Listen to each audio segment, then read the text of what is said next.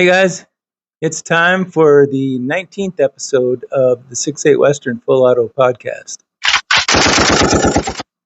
So in this podcast, planning on talking about a few things. I did get hooked up with Trina Bradley, who kind of is our resident bear management expert, because she's worked with the governor's office advising on the advisory board for grizzly bears, because she's a rancher, and I'll explain that when I put the clip in. We recorded it about a week ago, but so I pretty much go through all that stuff, what she does and all that kind of thing then. And so hopefully you're looking forward to that. If you're from Montana or even Idaho, Wyoming, you're probably dealing with the same thing. So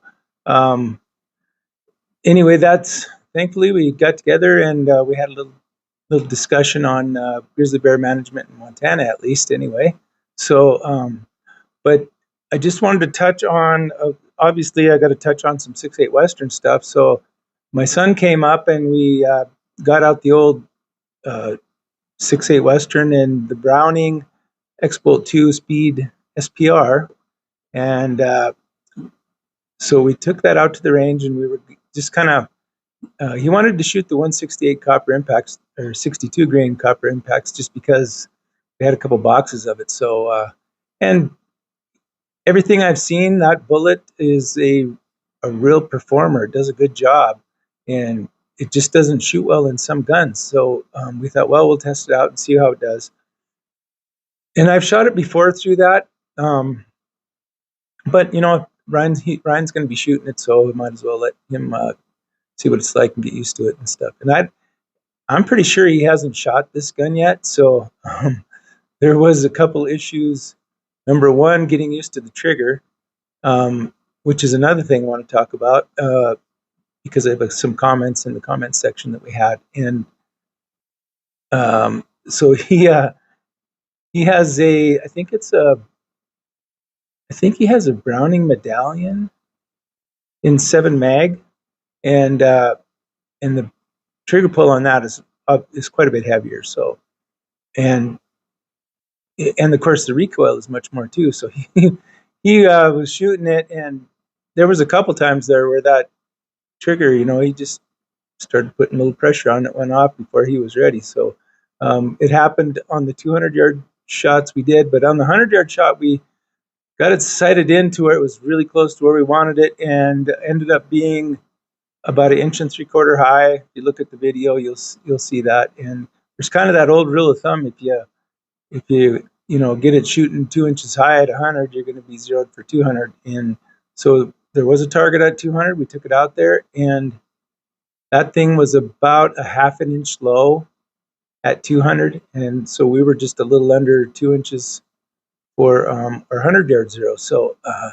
that old wives' tale, goes pretty good. So, and the shot placement on the longer target, if you go watch that video, it's just about the same as it was like 3/4 of an inch apart on the 2 shots that we counted.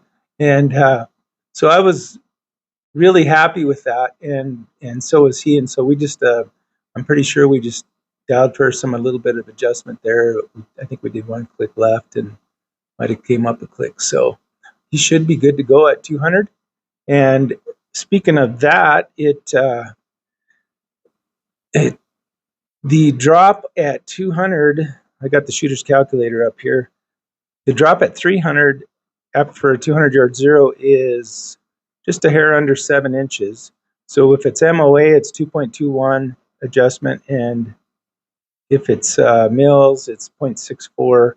So in that, his scope is a Vortex Venom and MOA, so he's going to have to dial 2.21. If it's 400 yards, it's 4.77 or 4.8, and so at least he's got things figured out where he needs to be. And like I say, we did do this chart on the shooter's calculator with the velocities that we were able to get with the Athlon Rangecraft chronograph, and we were going 2793.5 average on, I can't remember if that was Must have been about 6 shots probably total. But yeah, so it was a fun range day, just getting out there and shooting those things, and getting that thing sighted where he wants it for this fall. Um, I'm just excited about that. And then I do have my knee surgery coming up in 2 weeks on the 28th, and I'm just looking forward to getting that over with so I can get back to normal. It's not too bad or anything like that. I get around good, but it's if you put a lot of pressure on it, you can kind of feel it. So I'll be glad to get that done, get it cleaned up, and get back on the road to recovery. So and we got our spot figured out where we want to go for elk hunting, and got a few tags for a couple. Got a B tag, A tag. We're going to be able to get some animals if we get into them. So that'll be good. And so what I'm going to do now, I do have to mention one thing. So I am having a 6GT built, and I was able to pick up a Blam off the Aero Precision site, and it's a really cool candy. I don't know what do you call it. It's a red color. It's neater than heck. And I think I might have got the only one or the something, because I went back to look, see if they had any more, and I couldn't find them. So it was just a stroke of luck, I'm guessing. So, and I got that for $523 for a really nice chassis, which is unbelievable. Because normally they run around 800, I think. So, yeah, I'm pretty jacked up about that. So, just waiting on getting the barreled action done. Got to save up some more money and stuff so I can pay for that, because none of that's cheap.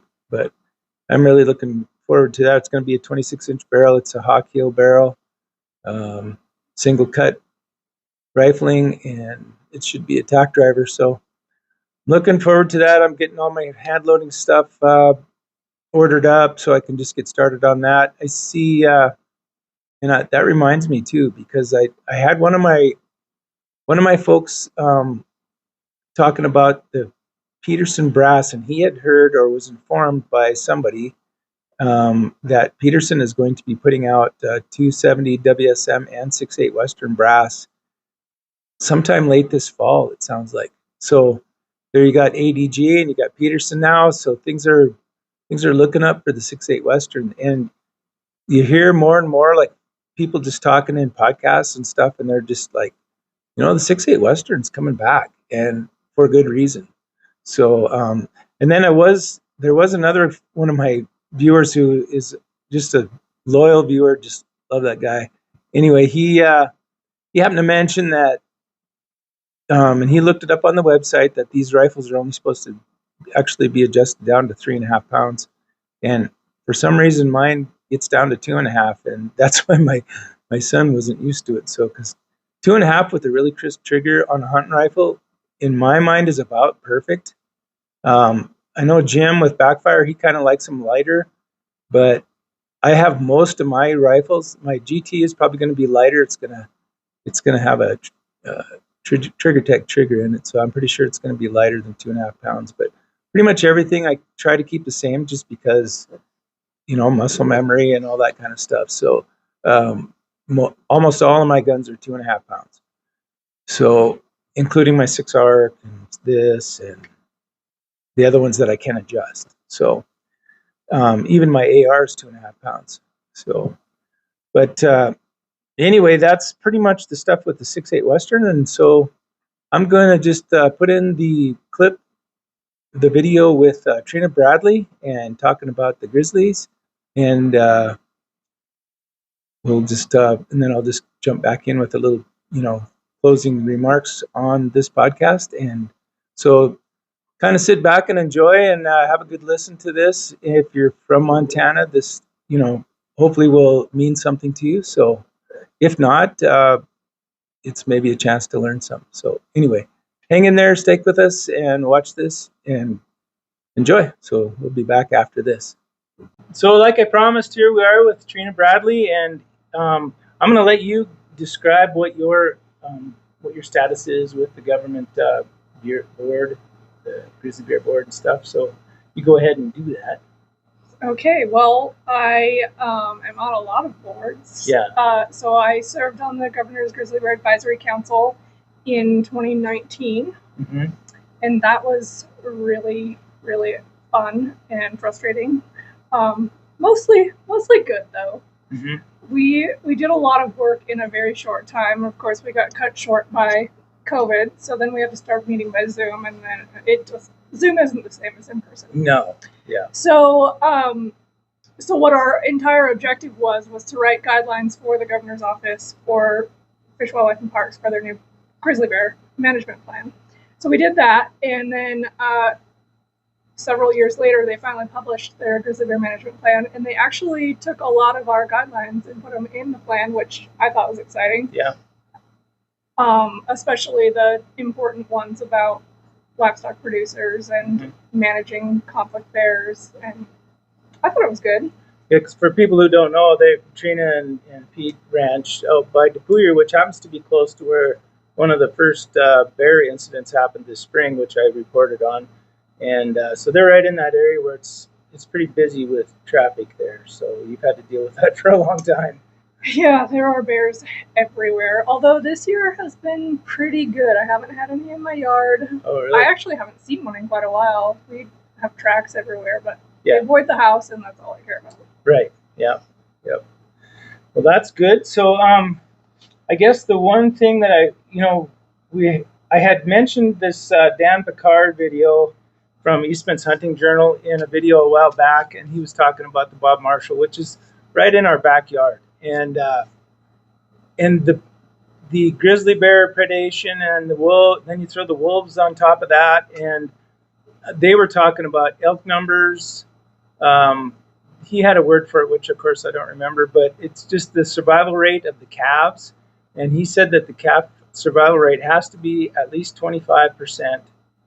And in that area, the last study they did, it was 13%, which is absolutely unsustainable.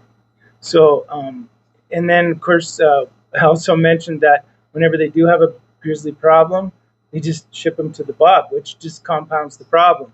So, and it's one of those things where something has to happen, and I'm hoping that, I don't know what, like you had sent me a link to HR 281, is it? Okay. And that's at the federal level where they're going to hopefully delist for the Yellowstone? Yep. Okay, so what about our area? Well, we're screwed again. Oh, they're just going to do one step at a time, probably. So they started with the Greater Yellowstone ecosystem because it's been delisted twice already, and they thought that would be the easiest one to delist. Right. So I'm assuming and hoping that if they successfully delist Greater Yellowstone, then Northern Continental Divide ecosystem will be next. Yes. Yeah. And then, because the actual numbers from what I've seen on the FWP site, there's more numbers of grizzly in our ecosystem than even in the Yellowstone. Oh yeah, we have a lot more grizzly bears than 300 or 400 more. And their number said it was 1,092, and according to Levisay in his video, he said it's up to 1,300 now total. At least. Yeah, so it's growing so fast and becoming a problem, obviously that much quicker. Right. Yeah. So exactly.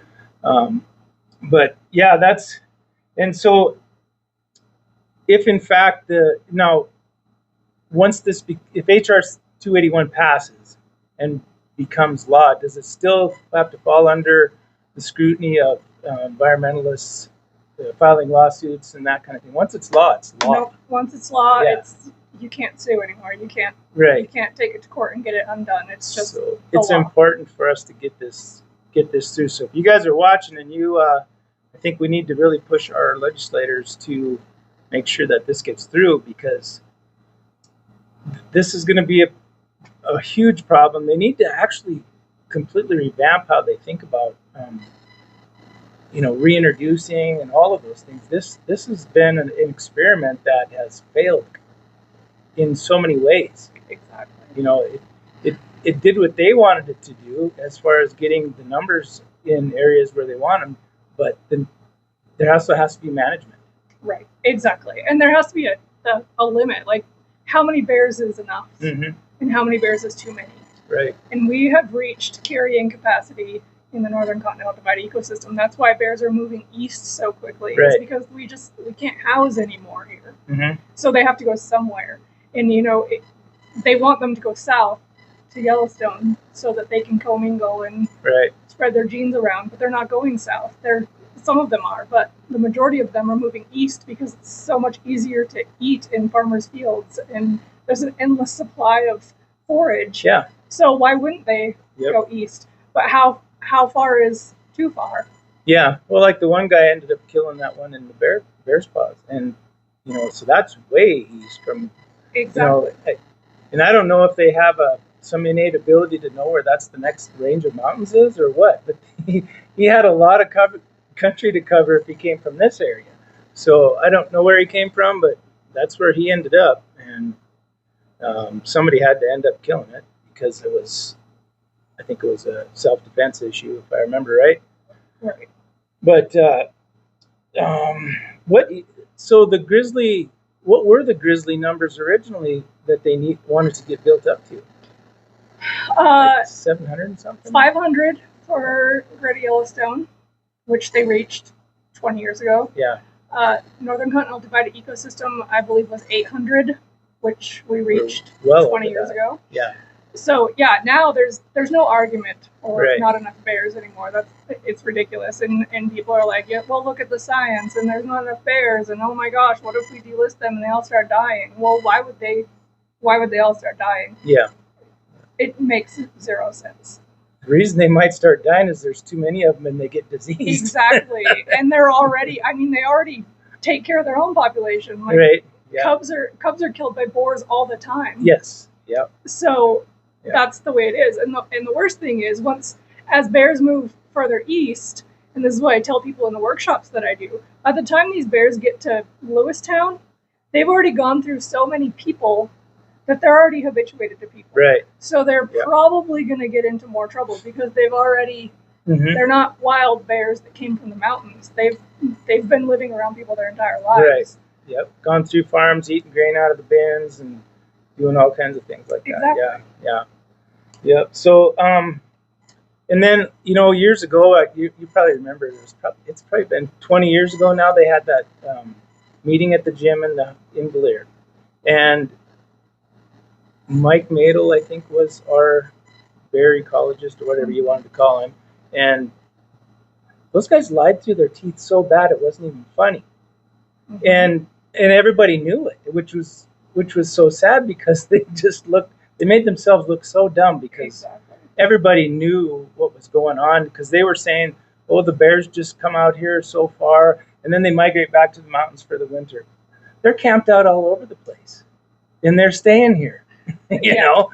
Exactly. And, so I just would wish that our government agencies would just be more transparent and more truthful. And I think it would make their jobs easier.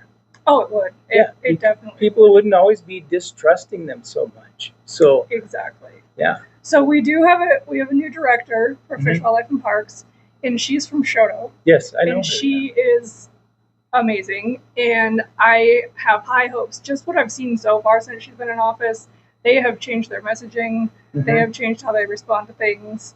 They're more transparent, and more willing to understand that bears are an issue, and we're just here to help. And their hands are tied in some ways because they're still federally managed. But I really think FWP now is doing everything that they can to make life easier for people, which is a huge jump for us if we can trust them. Yeah. Because 20 years ago, no one trusted Fish, Wildlife, and Parks. No. 10 years ago, no one trusted Fish, Wildlife, and Parks. So if we can trust them, then we have such an advantage on management because we know that we can trust them when we call them. Right. And that wasn't always the case. Yeah, I mean, federal management shifting over to state management can be no different if they just operate the same as the federal government did.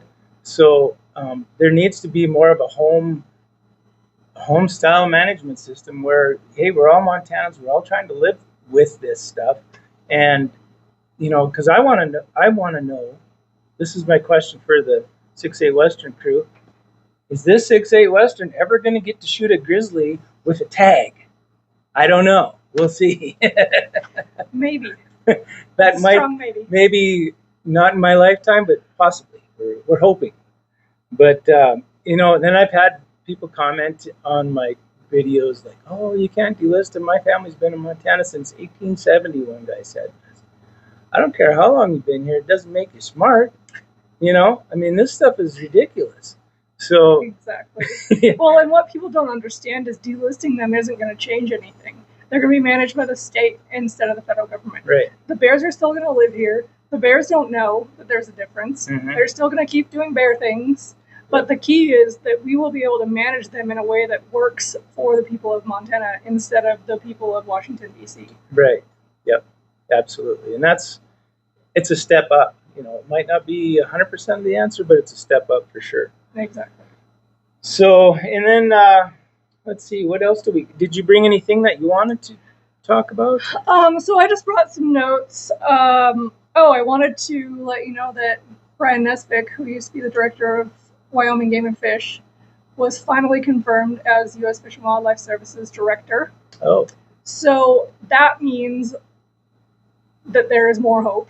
Yeah. For delisting. There is more hope that this proposed rule that came out to make all of Montana and Wyoming and Washington a DPS, maybe that will go away, I'm hoping. Mm-hmm. And he will come out with a new proposed rule that says, let's just delist the grizzly bears because there's plenty of them. Right. So that gives me hope. The other thing that I wanted to talk about was those two websites that I sent you. Mm-hmm. If FWP released a mortality dashboard that has a map and statistics on where bears are dying and how many. And on that dashboard, you can see that there's been 14 mortalities so far in 2025. The interesting thing is there were only 3 grizzly bears removed for livestock conflicts in 2025 out of the 14 that died. 4 of them were defensive live shootings, which is excessive to me. Yep. It was really busy. Months. It was really busy in the first 3, like from April, May, June. It was real busy around here. Yeah, it's ridiculous. And that just tells you how many grizzly bears there are and how many grizzly bears there are that are habituated to people and don't just run away like they should. Yeah. And then the other one is they just released a couple weeks ago is the conflict dashboard. And that lists any conflicts with grizzly bears in not specific areas or specific sites, but like the county, I think is how they list it. Yep. And to note, I also noticed on there when I was looking, those numbers are only from mid-June to now. Mm-hmm. And there have been 85 grizzly bear conflicts. That includes getting into trash cans, human interactions, livestock. There were 36 of those 85 that involved livestock, either depredations or injuries, and 23 that involved human interaction. Oh, yeah. That's a lot. A real high number. Yeah. Absolutely. If you look at it. Yep. So I would check those 2 sites out. They're updated pretty frequently. I see the last one. This one that I've on here goes to July 11th was the last date I could see, and I tried to refresh it and it came up the same. So there hasn't been anything recently updated as far as I can see. But yeah, they're doing their best. But yeah. I like that they have these because then you can look at, especially comparing grizzly bear mortalities to conflicts. Mm-hmm. People are always like, oh, they're removing too many grizzly bears because of conflicts. Well, really, 14 mortalities compared to 85 conflicts. Mm-hmm. Yeah. And most of those mortalities were not, like I said, there were only 3 agency removals. The rest was hit by a car or defensive life or random deaths. Yeah. And of course, that will be part of the FWP's management process is how many conflicts or actually how many deaths there are, regardless of how they died. They still have to count that. Right, exactly. And you also have to note that, especially for the mortality dashboard, if a grizzly bear is removed from the NCDE to augment the population in the Cabinet Yaak, that counts as a mortality in the NCDE. Because that bear no longer exists here. Yeah. So that counts, even though it didn't actually die. Right. Or when they move them to Yellowstone, it didn't die, but it counts towards our mortality. That's kind of odd. You would think they'd be able to differentiate that in some way. It's kind of weird, but that's how they do it. But you also have to keep in mind that grizzly bears die on their own all the time. Like, they get old, or they kill each other, or they fall off a cliff, or you know, they just die. Yeah, things happen. So it's not always humans that are causing their deaths. But and that's all true. But they're still expanding and growing. The population is growing relatively quickly, right? Even with those things in mind. Right. So they're doing a good job of replenishing the herd. Well, and if you notice, you know, sows used to have 1 or 2 cubs, and now often they have 3 or 4. Yep. Mm-hmm. And that doesn't mean they all live to adulthood. Right. But if you start out with 4 cubs and you end up with 2, that's better than starting out with 2 and ending up with none. Right. So the population is still increasing rapidly. You know, and you see that with deer. When deer populations are starting to recover, you see a lot more twins, you know, trip. I don't know if you see that much in the elk herds, though. I don't know if that's something that's prevalent or not. I don't think it is. But so that's why you lose one, that's a big part of the population. So right. Yeah. They're proliferating quite well. Well, and if you look at like elk, for instance, they may be calving a lot of babies, but newborn elk calves are a very big source of protein for grizzly bears in the spring. Right. And wolves and black bears, all the predators. Yep. So the more predators you have, the more babies are going to die. Yeah.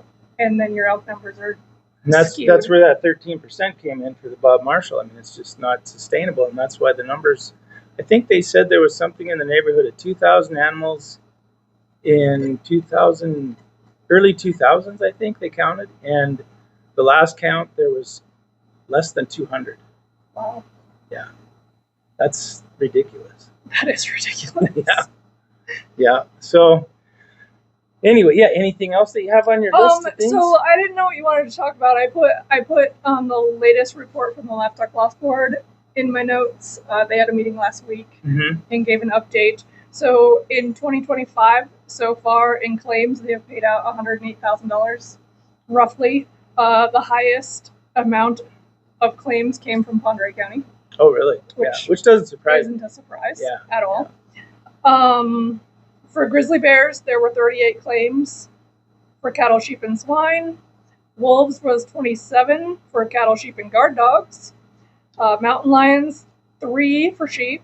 And black bears were added to the Livestock Loss Board in the last session, and so were bison. Oh, yeah. Strangely enough. So black bears, they had 1 claim so far for killing a sheep. I watched a video, and there was a study done that black bears are actually one of the worst as far as calf losses and even deer losses and stuff. They're terrible about going after calves, and so they do actually more damage than grizzlies do. So, and lambs, especially lambs, because they're so easy to kill. Yeah, right. Yeah. So that was my notes. So whatever.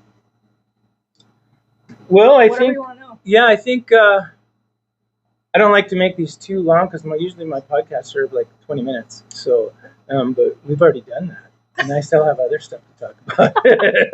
but yeah, that's. I mean, really. I just think that the only thing we can do is just keep really harping on our legislators to get this 281 passed and to keep, because this thing has to get done. It's really getting out of hand. Even 20 years ago, I was thinking my kids were younger. Other people have small kids in our town of Lear that I would, and I've got pictures of bear prints going through my yard in the snow, and I just don't want to see. I don't want to see any children have anything happen to them at all. And and I think our guys, like our bear guys that do work for the FWP in our area. They're pretty busy, and I think they do a pretty dang good job. And I think that's part of why we might not be having as much trouble recently, because we have heard gunshots down by the lake, and they're it's like, oh yeah. So my wife called 911 one time to talk to the county sheriff's department, and they said, oh yeah, there's a bear down by the lake, and so the guys are out there hazing him off, So they're doing their job and keeping them out of town, and we do appreciate that a ton. So, but yeah, it's just going to be until it gets turned over to the state. It's going to continue to be a problem because nothing's really changed, even though we're trying.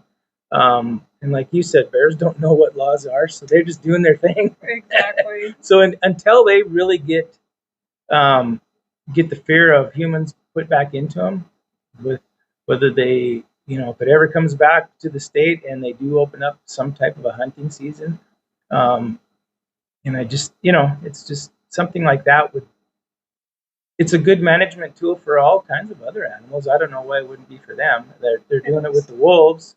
There's a hunting season for wolves, and the wolves are doing just fine. There's still a lot of them out there, and so I just don't see how that would be a problem. Just with a certain crowd, I guess it would be a problem. But people who live in the area where we're having to deal with this, we don't care what they think. Apparently, I don't.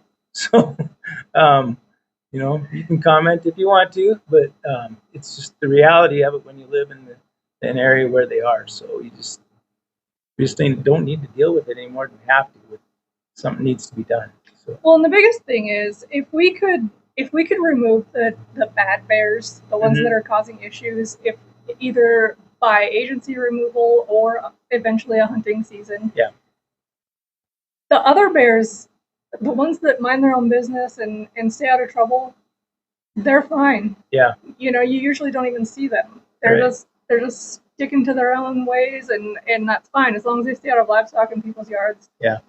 It's good. In a hunting season, you wouldn't be up in the mountains hunting wild bears. You would be hunting the bears that are already habituated that you're going to actually see. It's kind of like having a season for elk that are causing trouble with haystacks and stuff like that. You're going to have a season for grizzlies that are in areas where they need to be controlled. Exactly. Yeah. Yeah. Exactly. Yeah. And all of it helps. People don't like to talk about lethal removal because heaven forbid we kill something, but that's the way it has to be. Yeah. We have to be able to take out the ones that cause problems. Yeah. And then they're not, especially the sows, and then they're not teaching their future generations of cubs to also be issues. That's what has happened on the front. They never removed any. And then we had generation upon generation of grizzly bears that were habits. Killing cows and calves because that's what they learned as babies, and that's what they taught their kids and their kids. And if we could have just removed those few bad ones, life would have been a lot easier. But that's not how they did it. So you can't go back in time and fix it. But no. I think we're moving on a good path now with with the U.S. Fish and Wildlife employees that we have in place and FWP. I think they are all finally understanding how important agriculture is and how important human safety is. Right. And maybe we don't need as many bears if we can keep the people alive. Yeah. Yeah. Yeah, that's a weird thought. People. I know. People, bears. Like people up here, bears down here. Yeah, that's just too much common sense there. Yeah. But but anyway, I just wanted to thank Trina for coming in and talking about this and just kind of bringing it to light for people, especially if you're watching this and you're from Montana. Share it and make sure that this gets out there because this is good information. And you can go to the FWP website, and all this information that Trina has been talking about is on there on the bear management side of things. So check it out. Do some reading.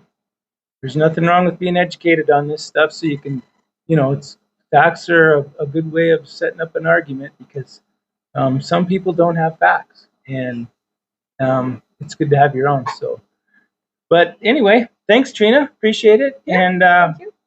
Maybe we'll have you in again if things change. So if there's some updates or whatever. So sounds good. Okay. Thanks. All right. All right. We'll be back in a bit with the conclusion of the 6-8 Western Full Auto podcast. So I got to thank Trina for making her way to the podcast booth here and contributing, her knowledge and what she thinks should happen or can happen and maybe will happen in the future. So, but all of these things are just a long slog because there's always legal issues and people suing to stop certain actions that, but FWP is ready to go. They've been working on this management plan for a long time, and the feds just have to get out of the way and let us run our own animals in our own state. So I think that would be for best.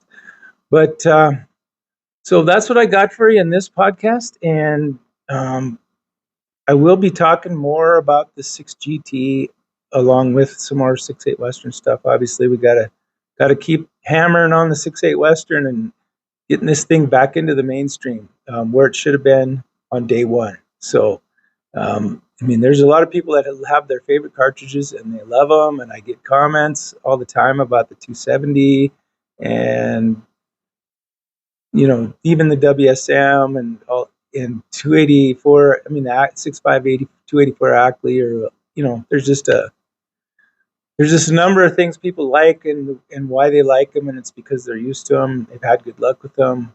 They like the velocities, but the 6-8 Western, just like even my son said, after shooting 7 mag for, gosh, it must be 12 years now, probably. He couldn't believe it when we got done shooting. He said, it's like nothing, he wouldn't even know we sat there and shot a bunch of rounds. So, and that's absolutely right. And I did have one guy comment, because I had a post about the 6-8 Western and the 6.5, it was one of my videos. I think it was a short. And he commented that they'd choose 6.5 because of recoil. And to be honest, I have both. I've shot both a lot. And the difference is basically indiscernible. So that was a big word. I just thought that would fit in here.